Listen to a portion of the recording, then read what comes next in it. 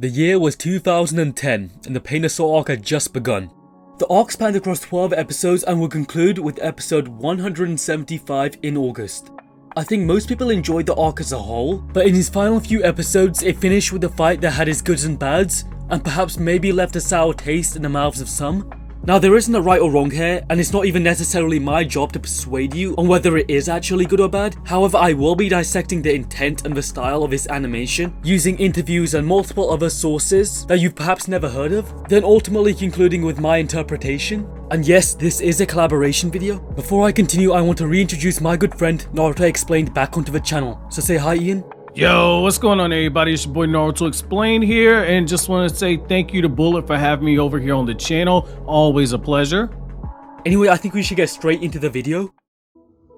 So during the Pain Assault arc, a man called Pain, who's the leader of a criminal organization called the Akatsuki, attacks Naruto's village in order to steal his tailed beast so that he can use it as a weapon to create world peace and destroy the cycle of hatred.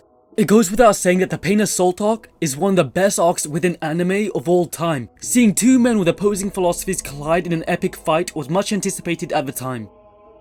So what makes the animation of Naruto vs Pain so special? Well, we know that it required 6 months of work due to production issues, and the fact that it had double the amount of frames that a normal episode has. This means they put a lot more effort into it than a normal episode. The end result still had many people split on whether they liked the fight or not, on whether it was exceptional or poor. Some were even left outright confused. Now, if you recall, the fight begins with a well-choreographed battle animation, swapping hands and battering each other for around 2 episodes, give or take. It's only when Hinata is harmed, Naruto loses it and completely goes berserk. The fight then escalates to an entirely different level as Naruto morphs into a feral and rabid animal. Naruto now has 4 legs, bones covering its entire body, and gains his animalistic traits that have made Naruto lose elements of who he is as a character almost. It really does display how far the powers in Naruto have come, and what happens when Naruto truly losing control of his body to the Nine Tails. This is a concern us as the fans have had since the beginning of the story. Naruto is no longer human, but he's now transformed into a monster without any restraint, and the stakes are raised now. Hence the inhuman movements and extremely weird elastic motions. The fight is indeed very silly. It has a whack-a-mole with Pain in it, and is incredibly loose, totally unlike what we're used to in normal episodes and normal fight choreographies. It's basically just become like this all-out brawl between 2 characters, which seems kind of silly and stupid, and that's maybe because it is. After all, we have like some dead person fighting a teenager who's turned into a monster fox. It does seem weird at face value, I guess. Now I'm gonna pass this on to Naruto Explained because he has some very interesting insight to this sequence right here. Okay, so it's going to be after this point right here that we're going to be brought to this super famous scene that so many people like to make a meme. So this scene is without a doubt one of the most iconic scenes to ever grace TVs worldwide, even though it happens to be because of the controversy and is considered a meme by a lot of people. It's not as bad as you think when you look at it from a technical level. It's a lot harder to deform Pain's face to this extent instead of just drawing him normally, as the same animator had done for the last 4 minutes already in the show. So this obviously wasn't something that was accidental. The deformation was done intentionally at the wishes of the anime director. This entire scene is so full of emotion. Pain showcases his godly rage, and he's using that rage to pass down judgment. As he reshapes the land and shows Naruto exactly what it is that he's up against, this goes back to Pain's whole moniker of him viewing himself as being a god in that god complex. There's even a good possibility that Pain is being mocked by the animator, especially when you look at some of the views that some of the anime staff had on Pain as a character. Overall, this was a really great display of kineticism. Yeah, I would definitely agree with that. So resuming back to this sequence, right after Pain gets punched so hard he does like a flip, what follows is his chase sequence. It's one with a very unique sequence, one after another. Pain uses Shinra Tensei several times. Naruto's fox form even shreds right through the Shinra Tensei, which is incredible because it's like law-defying. Imagine Pain's ability is gravity-based, as stated in the data books. How would he depict somebody ripping through gravity? It's such a weird and creative way of depicting such a unique concept. Ian was hinting this before. It's almost as if Pain has become this godlike figure. That's why he constantly hypes himself up as if he has some sort of divine power. And Naruto has transformed into a demon, so have become opposing forces within the story. The chase scene is extremely well animated, and the layouts are superb. The scene in the forest, for example, is ridiculously detailed. However, sometimes the background becomes a blur as they play cat and mouse, very clearly depicting the pace at which both these characters are moving at. And as the chase continues, the godlike figure Pain begins to make this prayer-like sign, further depicting his holy nature. And yes, Pain here is saying about Chubaku Tensei. So you see the way they're moving. The man responsible for this animation is Katsuna. Katsuna has always been known as an effects guy, giving birth to his own effects trademark known as the Katsuna Lightning. His previous credits typically are related to the effects of some character movements. With his role in the episode, he simply shines, with Wakabayashi's supervision and guidance, as well as a host of the second key animators supporting him. Katsuna was on fire for all 70 of his cuts, stunning effects and some other fantastic kineticism, which he made look so easy, done one after another so fluidly. You don't normally see this in anime, especially with anime at the time at least. We had never seen something like this within Naruto. Now, when you get to Pain's Shibaku Tensei, it looks like a small nucleus, a god that's basically creating something. It replaces the entire sun and it shines a light on a brand new world. That goes back to Pain's complex of Pain, viewing himself as being a god that's going to bring change to this world. With his will, this false god has now begun restructuring the world. He does it all with increasing contempt and anger, putting his all into this in order to showcase his overwhelming power. The heavens themselves begin to part to reveal the majestic creation. Yet we have this corrupted non-believer who keeps on struggling, once again being positioned directly below Pain's attack to show his rebellion against this divine force. The scenes are downright chilling when you look at them, and with Pain's theme that's playing as the background, we got this false god dishing out his punishment. And we got the non-believer pressing back against it. The result is highly impressive with this super fantastic music, this gorgeous animation, and you have a great storyboard that's all combining for the super memorable sequence. Finally, you have the rebellious believer captured, and the god's creation is all revealed in its glory. Thank you, Ian. So this leads us on to the artistic beauty of the animation. Some people differentiate art and animation, however I'm just gonna assume it's one and the same. This fight reminds me of a traditional Japanese aesthetic, wabi-sabi, the practice of finding beauty in imperfection. Wabi-sabi is a worldview centered on the acceptance of transience and imperfection. The aesthetic is sometimes described as one that is appreciating the beauty that is imperfect, impermanent and incomplete in nature. It's very similar to maybe kintsugi. I don't know if you guys know what that is. Kintsugi is basically the ceramic art of fixing things that are broken together, especially ceramics. It nurtures breakage as a part of the object's history. A few months ago, I actually went to an exhibition in London at the Whitechapel called Ben Peace London, in which I saw a ton of ceramics from ceramicists like Diesta Gates, but more interestingly works from Yoko Ono. There was also a practical task there in which your audience was told to fix back together these broken pieces of ceramics using glue, string, pretty much anything. It was super interesting, and I think I found an appreciation for Eastern art and philosophies like wabi-sabi. But the main question here is, how does wabi-sabi link into the Pain vs Naruto animation? And this is through the exaggerated emotions that Pain shows. Similar to the animations of Masaki Yuasa, there's a surprising level of care applied to it that I think a lot of people miss. The jerky movements and stretching is like a contrast to the usual fighting animation that we're used to. In my opinion, this sudden change in animation is refreshing because it's almost like there was an insane amount of tension being built between Naruto and Pain. Even in the first part where they were swapping hands, exchanging words, and Pain was finally beginning to make Naruto give up with his words alone. Naruto had almost been talk no jutsu'd unironically and beat up by his own logic. And for this tension to be so suddenly released was so satisfying, since before it seemed like Pain was on the front foot, trying to get Naruto to concede. However, Naruto has just completely let go of himself, and now it's his turn to strike back on the offensive.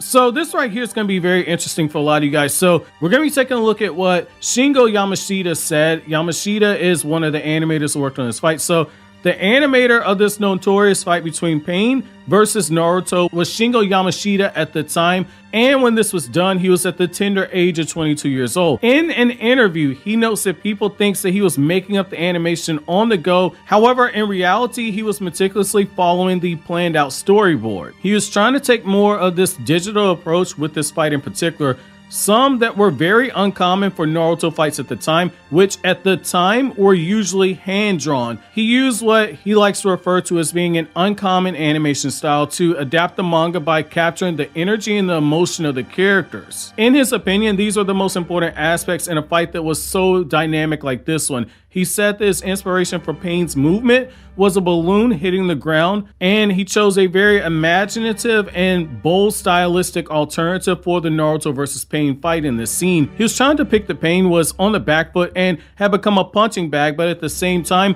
he wasn't willing to back down and concede in his beliefs, which that makes a lot of sense. Just again, looking at Pain's god complex and the fact that he has a Jinchuriki literally fighting against him and pushing back against his will and against what Pain's trying to bring to the world, which is change. You had this clash ideologies.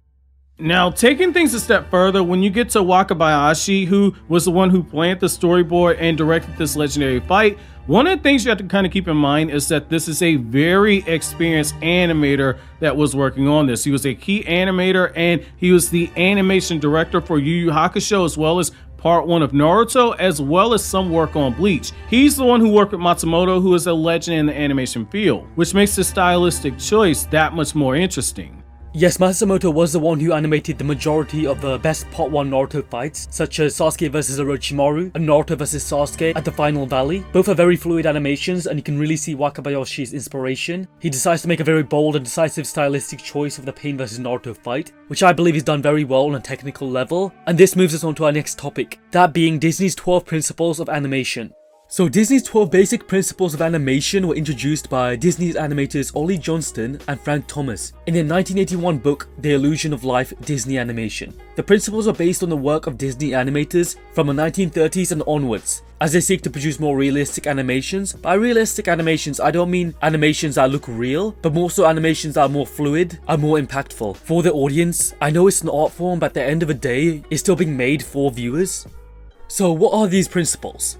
Well, the first rule is squash and stretch. It's basically a drawing method used by animators to show hyperbolical movements in characters. Squash and stretch is a critical principle of animation that deals with how a character moves. It almost looks like animators are skipping frames when this is done. So when I say animation is hyperbolic, I mean exaggerated. It almost looks like a character is going from big to small, from long to short. It's that kind of stuff. This is a technique utilized by Naruto quite a lot. For example, take Part 1 Naruto. During Naruto and Sasuke's first fight at the valley, we see the animator Matsumoto use squash and pull quite a lot, especially when we see Sasuke being hit by Naruto, and it's quite common for him to use it throughout Part 1 of Naruto. He also uses it for the Orochimaru vs Sasuke fight. He does very well to make the viewer understand Orochimaru's snake-like nature. It's meant to be loose and organic. It's not meant to be paused every 2 seconds to be memed on like the Naruto vs Pain fight was. And I believe that the Naruto vs Pain fight utilizes squash and stretch quite a lot. One good example is when Pain is hit by Naruto's fist. As his face disforms and goes flying away, the analogy used by the animator was that he was being hit away like a balloon, but no ordinary balloon, a water-filled balloon. So the animator kind of had to watch these balloons frame by frame and how they moved, so he could imitate that when it came to the Naruto vs Pain fight. The importance of this scene was basically that Pain was this untouchable, invincible god who used an ability called Shinra Tensei, the almighty push, to keep you away from him. So he came across as this unmovable object, this very durable character. But the irony here was that there was a fragility to Pain, and that when you touched him, he would break apart almost instantly. Now, the second principle of animation is going to be anticipation. So anticipation allows the viewer to brace for the upcoming motion that you're about to see. This is very necessary because it makes the motion far more natural and processable for the viewer. So otherwise, you're basically going to look like a robot. Now, imagine Naruto just throwing a punch without winding up, or Pain not taking a deep breath before he starts screaming. It wouldn't sit very well if there weren't any prior frames or build up for this. It also wouldn't be really realistic. Almost all motions require build up movements for it to make any type of sense. This is arguably the most important step if you want your animation to feel alive and fluid when you animate. Yeah. Principle number 3 is staging. This is when you lead the eye around on the screen like an artist would with a painting. Basically what this entails is that an animator should try and utilize movement to control the audience's eyes and draw attention to what is important in a scene. It's of the utmost importance that you make the viewer look at the main focus of animation. Otherwise, what's the point, right? Hence, Naruto's fox mode is colored and is detailed to his full extent, as well as contrasting extremely well with his surroundings, which are out of focus. So minor details shouldn't be necessarily sharpened or worked on. Hence, in the Naruto vs Pain animation, a lot of the surroundings are blurred, and even the surroundings that they do utilize within their fight, for example, when they chuck the ground at each other, we see nothing but basic blocks, hence making most of the surroundings backgrounding somewhat simplistic, but detailed when necessary. So what I mean by this is we can get a real breather from all of the action when the talking scenes aren't very lively, since most of the scenes were done with limited focus on character faces, meaning we as the viewers could focus instead on the thrilling backgrounds and beautiful lighting. Not a single shot of this episode looks cheap. I think it's fair to say that they had a very large budget for this episode in comparison to most episodes within the series. So when it comes to the scenery, I think these few episodes had a very good blend of focused and out of focus shots. Now, principle number 4 is going to be straight ahead action and pose to pose frames. So primarily you can deal with animation in 2 ways. So you either have straight ahead or you have pose to pose. Straight ahead is an animation in which the animator builds the next movement based on the one prior in chronological order. You have frames 1, 2, 3, and etc. If you're looking for fluid, realistic, straight ahead action is going to be your best bet. When it comes to pose technique, you basically draw the first frame, you draw the last frame, and then you fill in some of the in-between frames. You would then go back to complete the missing required frames. This essentially grants the animator slightly greater control with the scenes and allows you to increase the dramatic effect of the motion. Each has its positives, each has its negatives, and the 2 approaches are usually combined. During the Naruto vs. Pain fight, we see both of these as an angle constantly changes, making the fight feel fast-paced and frantic, which really works to sell it in my opinion. Principle 5 is follow through and overlapping action. An object is bound to come to a stop or slow down during an animation, right? It can't just continue to move forever. Different parts of an object will stop at different rates, so the motion of the object is not necessarily consistent or the same. This 5th principle of animation by Disney basically tells us if a character is running, their arms and legs may be moving at a different rate to their head. So I want you to think of real life. When you run and you stop running, your hair technically keeps on moving and only stops shortly after you've stopped moving, but it's not exactly at the same time. It's kind of like that. What this principle is trying to tell us is you have to account for that if you want your animation to be realistic. So using the same analogy, take Pain. When he stops running, his hair will likely continue to move, or his head might jerk after the recoil of a punch. Now you have slow in and out. So it's easiest to understand slow in and slow out when you think about how a car starts and stops. It will begin slowly, gain momentum, and then it will speed up. The reverse will happen when the car brakes. Now in animation, this effect is achieved by adding additional frames at the beginning and the end of the animation. You applied this principle to give your objects more life and vigor. Kishimoto in an interview explained that he likes to watch a lot of movies and tends to be influenced by scenes that intrigue him to use the same effects or techniques. He likes the way that Quentin Tarantino creates a scene by using a series of close-ups or showing slow motion images of people walking down a common street. In fact, what he said was that he'd like to get that slow down motion effect in manga, but it's quite difficult to draw. During the fight between Naruto and Pain, their pace constantly changes by increasing and decreasing, and this allows for the liquid-like fluidity in the interactions of these 2 characters. Principle 7 is arc. If you guys are confused by what this means, essentially what this means is whenever you work in animation, you should follow the laws of physics. At least most of the time, so the viewers and the audience can understand what's going on, otherwise things do become a little bit confusing. So most objects follow an arc or a path when they're moving, and in your animations, you should reflect that arc. For example, during the Naruto vs. Pain fight, when Naruto transformed into his fox state, he fired an attack into the air, and it was only natural for it to arc, as Earth's gravity affects it, and it rains down as this hellish fire. And this goes for attacks like arrows, and objects similar to that, and this just makes your animation seem a little bit more realistic. So moving on, you have secondary action. These actions are designed to support and accentuate the main action occurring within the scene. By adding secondary action, you can make your characters and objects appear more realistic. For example, the movement of your character's hair as they walk, or perhaps a facial expression, or the expression of their faces. Whatever the case may be, this secondary action should not distract from the primary action. That is true, and this moves us on to number 9, timing. Here we need to look back at the laws of physics and apply them to the animations, just like I said before. In this case, the focus is on timing. If you move an object too quickly or too slowly, or at a different pace to which you would move at normally, then the effect won't be believable. So you have to use right timing. When you do use the right timing, you're able to control the character's moods and reactions. That's not to say that you can push things a bit, especially if you're creating this imaginary world. Of course, it's all case by case, but if you do make something look faster than it actually is, then it creates the illusion of a speed in an imaginative way. But if you make something look slower than it actually is, then perhaps that exaggerates the slowness of a character or an object. And this moves us on to our 10th rule, which is the fact that too much realism can ruin animation, making it appear to be static and boring. You can instead make your characters and objects more dynamic by exaggerating the motions. And there's a lot of exaggeration in this fight when you look at it. Basically, you're looking for ways to push the boundaries beyond what's possible will make your animation stand out. And this is what I believe to be a key aspect of what the animators are going for in this fight.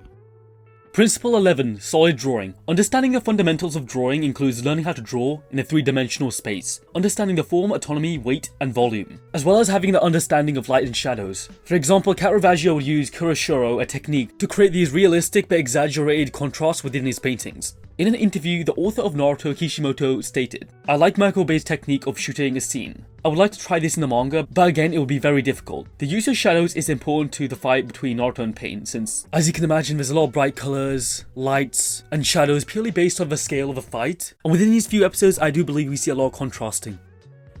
Finally, we have appeal. So the world in which your characters live, their objects, the objects they interact with, they all need to appeal to the viewer. That's damn important.